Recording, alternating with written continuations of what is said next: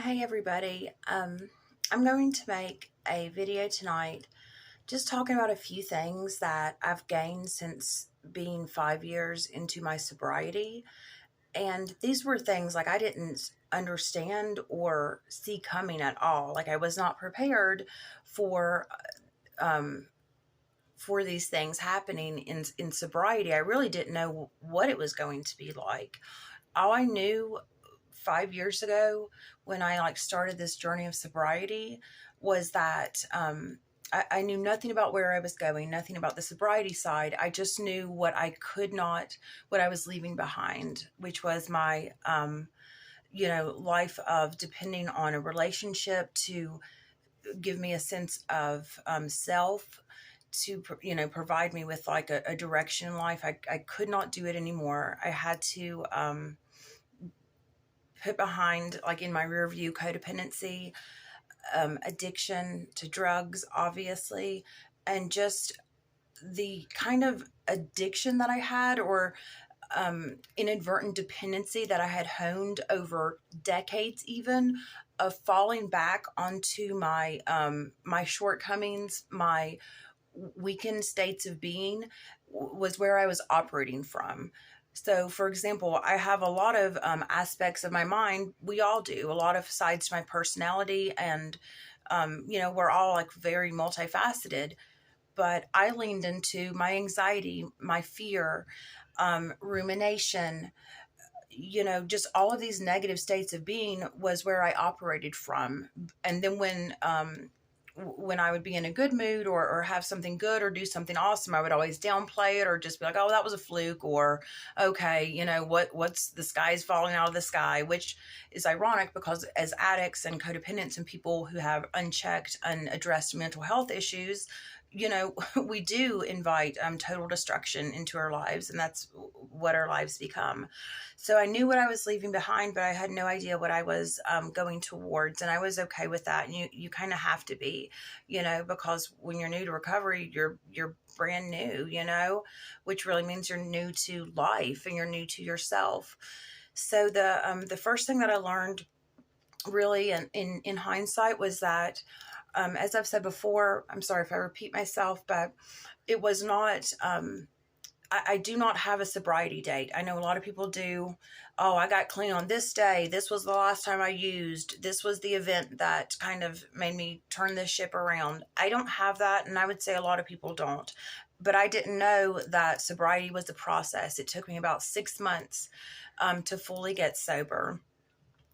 Even after, when I was really changing my headspace after being almost murdered on July 19th, 2018, it was until really after New Year's when I fully got sober, stopped falling back. I would relapse one time, two times, a handful of times, but my mindset was shifting. My mindset was different, but it was a process. I even used, actually, I was in the hospital for nearly a month following the attempt on my life. I used when I was in the hospital, and I did not have the use of my hands. I could not feed myself. I could not wipe my own ass, to get graphic. But I was so, my addiction had such a stranglehold on me, my mental health issues, and just my old habits that had been honed over a decade, had such a stranglehold on me that it's a process. For me, it's definitely a process, and it might be for you as well. It had such a stranglehold on me that I could not use my hands to do the basics, but my pants. Anything you need two hands for, I could not do it. But I managed to do heroin in the hospital within 3 weeks of being almost murdered, which is insane to say. But I had my pointer finger and middle finger on my left hand, the top two, from the top two knuckles up, I had two fingers, and I could hold a straw, put it in a bag, and just sniff it. I mean, it was ridiculous to think about. And it was kind of sad and pathetic, really, to think about. But, addiction is that way. So don't beat yourself up. if it's a process for you as well. What was different was that I, I knew that my mind was different. I just could not, would not do that anymore. But it did take a while to fully just get into a sober mindset and to really be able to put those past behaviors and addictions behind me for good. So um, the second thing that it really kind of surprised me was that I lost friends, which is ironic. Because I knew that I was going to have to cut ties with, as they say, people, places, and things. I couldn't cut ties with places. I wish I had I still don't have the financial means to cut ties with places, and that's okay. I'm getting there. But, if you can't up and move, you cannot up and move. But of course, you have to do it to the best of your ability. So that does mean, just like you didn't hang out with people who were kicking ass in the game of life when you were using, you didn't hang out with people who were not using. It's the reverse when you get into a mindset of self-love and therefore leave behind a mindset of addiction. You don't really want to be around people that are using. And that was a hard thing for me. The previous times I had like dabbled with the idea of recovery and sobriety when I was not really ready to get sober. Um, but I wanted to be, and I thought I was, but before I truly got sober at the age of 34, like when I was in my late 20s, early 30s even, I thought it was horrible, the idea of leaving behind people that I cared about, people that I'd gotten close to, people that were close friends of mine. I couldn't fathom the idea of leaving a relationship. I was loyal to a fault, truly. But when I got sober, it wasn't really as bad because I knew, it was just something I wanted to do because I was ready to put the past in the past. And like I said, even though I did have those relapses for a 6-month period, it was still, the mindset shift was there. So focus on that mindset shift, and it's easier to be like, okay, there's no place for me in their life if they're going to continue to use or sell dope or whatever the case. And there's no place, for them in my life. It was a lot easier to cut those ties. And also, they'll naturally drift away. When you're really in a healthy mindset, yes, you will. It's just like kind of the irony of life that when you're early in your sobriety, just like when you're early in a health journey of like eating habits and changing those, you'll run into people that are always wanting to celebrate. Oh, here's a piece of birthday cake. Here's this wonderful dinner. Let me treat you to it.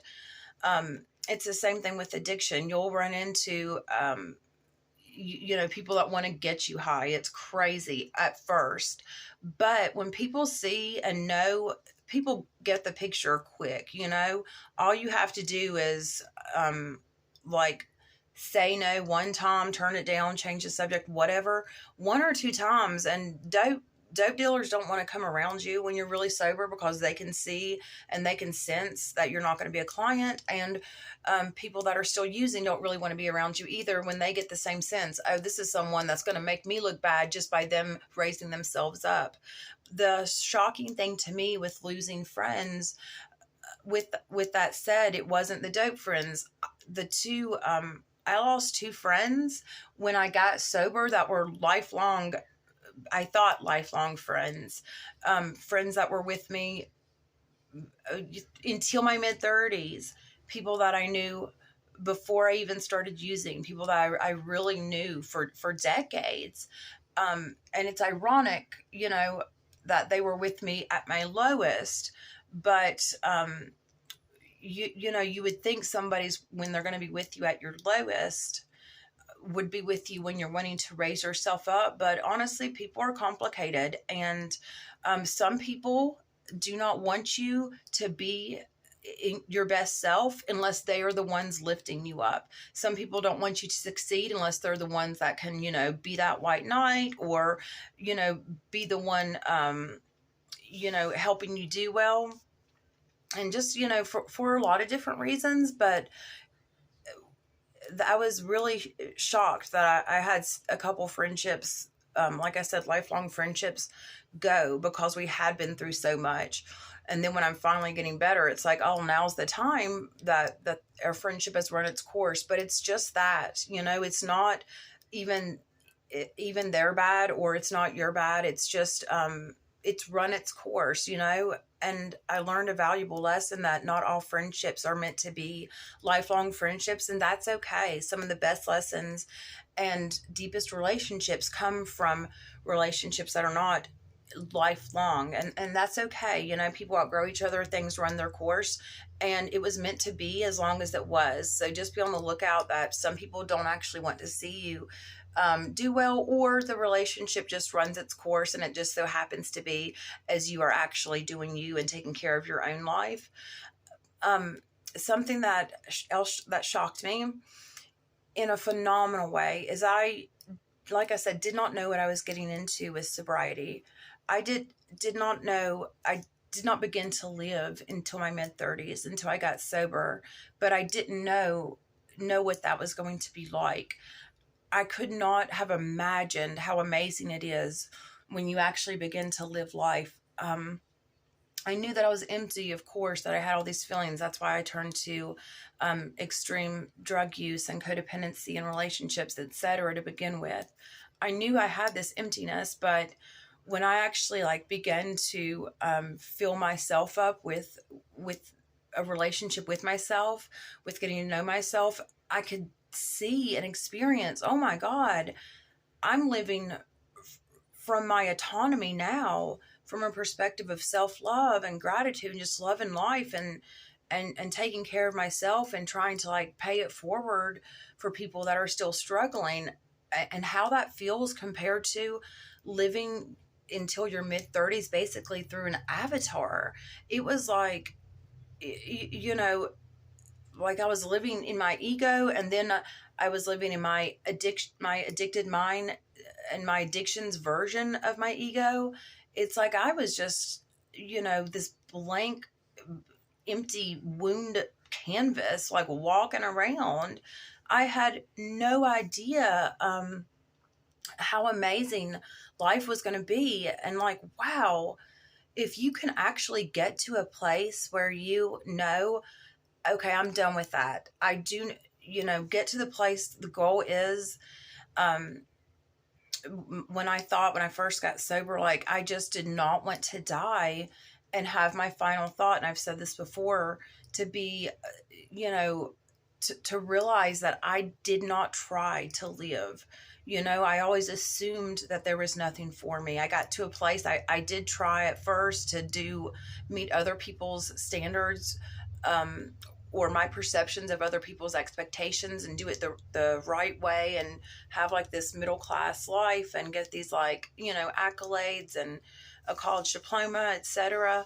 But when I actually decided, when nothing worked, and I actually began living for myself, and just being okay, I'm going to give it my best shot, because I cannot go backwards. I'm going to die, and I know for a fact I am not going to be happy when I do die.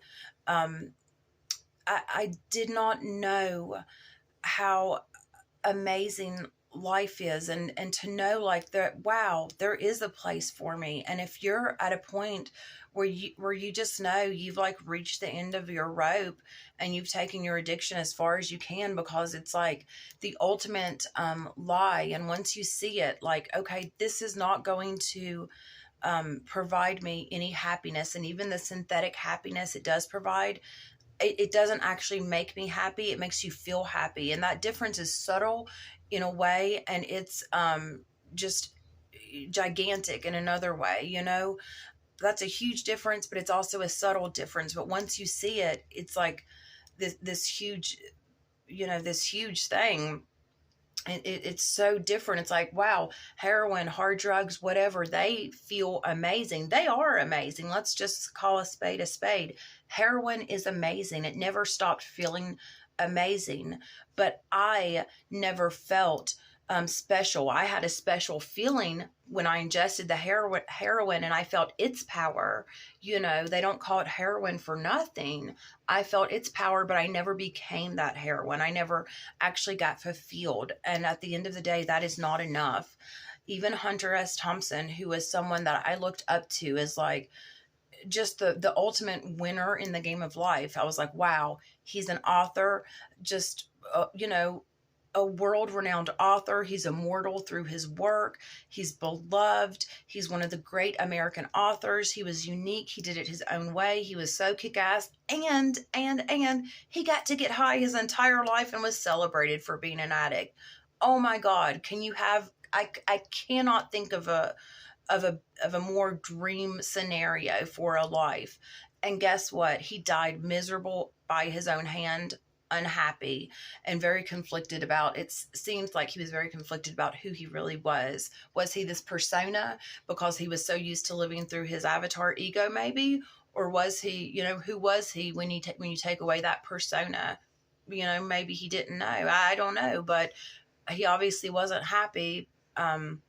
Because look at the end result, and I'm not Hunter S. Thompson, so it's just like, man, once you see the lie of drugs, like they are amazing, they will make you feel amazing, but you can ingest something and feel these synthetic feelings, but it's actually not going to take you any closer. It's going to keep you where you are at, and if you stay where you are at, stagnation is not stationary. It's like the septic descent into the death of every broken loser, because you're always going backwards. I mean, it's just like this festering soul infection. So gaining yourself is incredible, and you cannot even imagine how much better it feels when you actually are living from yourself and showing up as yourself in life every day. What that feels like, it's hard to describe. And something else, this is just to quickly wrap it up, that I did not know until I got sober was to kind of elaborate on knowing yourself, getting to know yourself.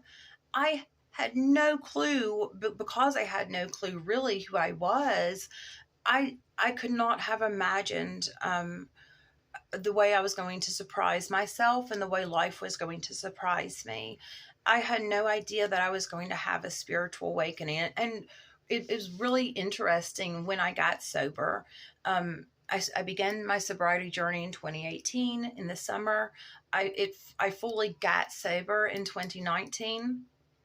And look at how the world has changed since then. It's who could have seen this coming, right? But the way I've handled it, I mean, despite the chaos, my life has never been better. I did not begin to live until I got sober, which is insane to say, and if you can just take that chance on yourself and say that this is not enough, I have to try to have something that's actually going to be fulfilling on a deeper level, on a sustainable level, on a soul level. It's fucking exhausting being an addict, and every addict knows it, and we lie to ourselves and say, oh, we're free. They're the slaves working their 9 to 5. We lie to ourselves and say, hey, if I'm homeless, I don't have bills to pay. We lie to ourselves and say, oh, when I'm a sex worker, I disconnect. So it's like I'm not even really present. We lie to ourselves and say, well, despite our life being in shambles, at least we get this amazing feeling. But we know it's a lie. We're adaptable. We say what we have to, but we believe what we have to in the moment.